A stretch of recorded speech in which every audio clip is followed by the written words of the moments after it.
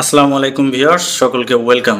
একটা জরুরি বিষয়, সেটা হচ্ছে যে পেনশন স্কিম সরকার চালু করেছিল, সেই পেনশন স্কিম কিন্তু বাদ হয়ে গেছে।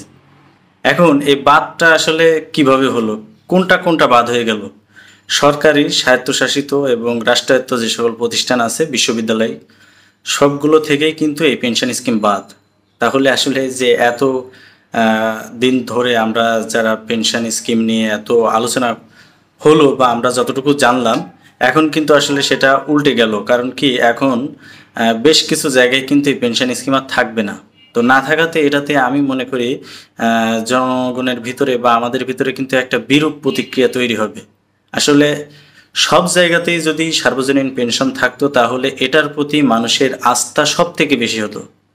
এখন যদি কিছু কিছু প্রতিষ্ঠান এটা থেকে বাদ পড়ে যায়, তাহলে এখানে কিন্তু মানুষের মনে একটা প্রশ্ন তৈরি হতে পারে যে তাহলে এটা নিয়ে সন্দেহ হতে পারে মানুষের। কারণ কি, সকলেই কিন্তু সর্বপ্রথম অবস্থায় এটা কিন্তু বিশ্বাস করতে চায়নি যে এটা থেকে তারা ভবিষ্যতে টাকা পাবে। যখন মানুষের মনে একটা সাহস তৈরি হয়েছে যে না, এখানে টাকা রাখলে আমরা ভবিষ্যতে পাবো, ঠিক এই মুহূর্তে আসলে বেশ কিছু প্রতিষ্ঠান যদি এটা থেকে বাদ যায়, তাহলে আবারও কিন্তু মানুষের মনে এই কনফিউশনটা তৈরি হয়ে যাবে। আমি একটা স্ক্রিনশট আপনাদেরকে দেখাচ্ছি, আপনারা একটু দেখেন। এখানে দেখেন লেখা আছে যে কোন কোন প্রতিষ্ঠানগুলো এই পেনশন স্কিম থেকে বাদ পড়ে গেছে, এবং এই বাদ যে পড়ে গেছে এটা কিন্তু অলরেডি বিভিন্ন নিউজে চলে এসেছে। আপনারা চাইলে এটা বিস্তারিত পড়ে দেখতে পারেন।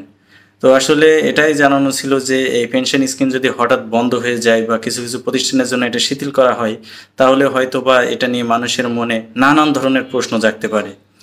তো হয়তোবা কোনো ভালো কিছুর উদ্দেশ্যেই এটা বাদ দেওয়া হয়েছে। তো আশা করি এটার মধ্য দিয়ে আমাদের ভিতরে কোনো বিরূপ প্রতিক্রিয়া তৈরি হবে না। ধন্যবাদ।